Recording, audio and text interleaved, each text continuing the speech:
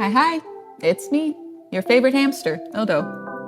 Today I'll be giving a brief tutorial on some of my video creation processes, specifically the pink elephants animation meme coming out on Saturday, which should already be set up as a premiere.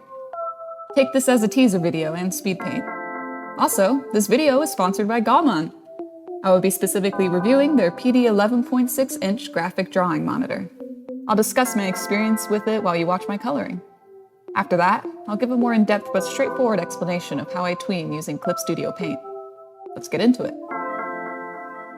For many of you, this will be the first time you've heard my voice, so hi. I'm really excited to talk to you guys directly. I'll save the rambling for later though, and go ahead and talk about the GAOMON drawing monitor. It comes with everything you'd want from a drawing device: a nice pen, all the needed plugs to hook it up to your computer or laptop, a working screen, and shortcut buttons on the left side. Everything was neatly packaged with a peel-back screen protector for extra protection. I got a little confused about where to plug what when setting up, but thankfully, they provide a tutorial booklet that's clear and concise. Yay! I got it working just fine. The driver didn't take long to set up either. Make sure you have an adapter or a computer that can be connected to the HDMI cord. For example, I use a MacBook Pro, and I had to get a separate adapter to connect the GAOMON tablet. It still worked despite that, so it's a simple fix. It is a bit of an additional cost though, so do keep that in mind. I usually use a Wacom Cintiq to draw with, so it was interesting getting to try out a different brand.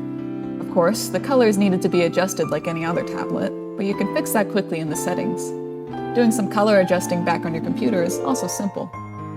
Also, the shortcut buttons I mentioned can be changed to whatever you like, so do it according to your process. In my opinion, this tablet is worth the purchase for the price. Drawing tablets, especially with screens, can get expensive, but nothing beats being able to draw directly onto the screen, so it's worth it to consider the upgrade. I actually colored this Abby using the tablet, and it wasn't too different from my usual process, which is pretty amazing. Despite all the pros, the one thing I will say it could benefit from is definitely a stand. I was surprised it didn't come with one. It's an excellent option to have even if you prefer drawing on your lap or directly on the table like paper. I use some books around my room to prop it up since I like drawing at an angle. The screen itself is also on the smaller side, which, while could be a con for a lot of people, makes it much more portable than many other tablets you'll find.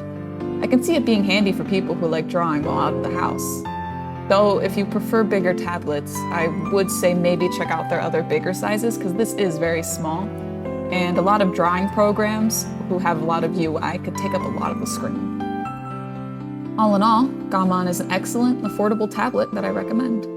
You can check all the links in the description that go to this tablet and others available if you prefer a different size. I'm very thankful for them reaching out and sponsoring me, and it was enjoyable getting to try out something new. Thanks again, GAOMON, for the opportunity. Alright, now I'll get into the tutorial. I can get more into my animation process. I use Clip Studio Paint EX, which provides the full animation options and all the 3D stuff. So if you have the basic Pro, you'll kind of be stuck with 1 second of animation. So I do recommend upgrading if you can, but all of this tutorial should still work the same in Pro. You'll just have to work under a smaller time span on the timeline and export more frequently because of that. So while I do frame by frame and tweening style animation, as you'll see when the full Pink Elephants video comes out, tweening can be a lot more efficient and give a cool effect. It just depends on your preference. I'll go ahead and talk about what I'm doing in the recording. Animating in Clip Studio usually involves animation folders, but those aren't needed for what I'm doing here. Maybe I can do another video explaining that important feature in the future, but for now, I'll talk about the much simpler tweening style. When I draw in color, I separate the sections I will be moving independently. In this example, I have the head and body separated and combined with their respective colored layers. You can make a backup before you merge, but you have to merge them for this to work. I'm using this section as an example because it's simpler than the full bodies. While this is only 2 layers, the full body tweens in this video generally have more than 10 layers that I will edit and adjust independently. The time adds up and so does the clutter on my screen. That's too complicated for a beginner's tutorial, so maybe another time. I don't know. Okay, alright, after you merge everything, you next have to convert the layer into an image material layer.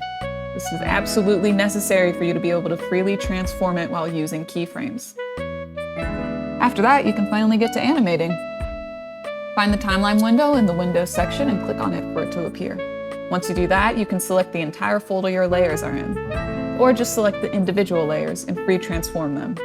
I don't know why you have to transform them first before you begin the animation, but you have to, so just make it as unnoticeable of a change as possible. Select your layers and activate keyframes using the buttons second from the right side of the bar in the animation timeline window. Then click on the diamond with the 2 arrows in the places you want your keyframes. There's a little option bar right next to it, so click on that and select the smooth interpolation option. Next, you begin adjusting. I already have the timing and placement of the keyframes mapped out because I did other characters before this, so I know where to put all the keyframes. You see how I click the tool option with the 3D square and the arrow on it? That's necessary to be able to adjust your layers. Since we set up with pre-transform, we can now bend, squash, and move the layers around how we want. Because this is a simple head bob, I can quickly do the movement I want while checking back to ensure it looks good. I made a bunch of minor adjustments while copying and pasting the frames. You might be wondering why I pull up the options each time, but that's because copying and pasting the shortcut commands on the keyframes themselves will not work correctly. Instead, you have to highlight and right-click. I don't know if this is just something to do with my computer or my program, or if it's universal, but that's just what I'm going to say for now, because it's what I know.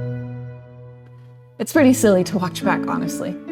In this recording, I actually messed up, because I usually will move the body layer back like I did with the one below to make it more bouncy. If they're slightly not aligned in the timing, it looks cooler and generally better, but it does depend on what you're doing.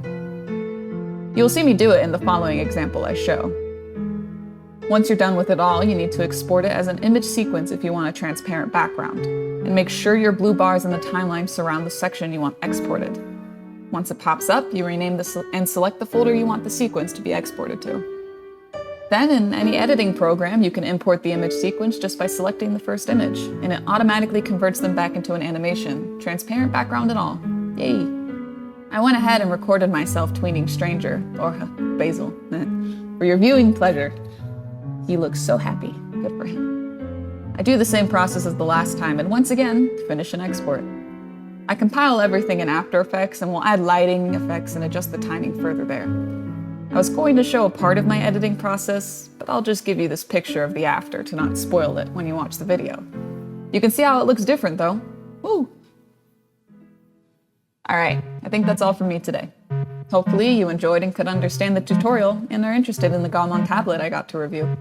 Once again, I was very excited about the sponsorship opportunity. Thanks for watching, and I'll see you next time. Oto out.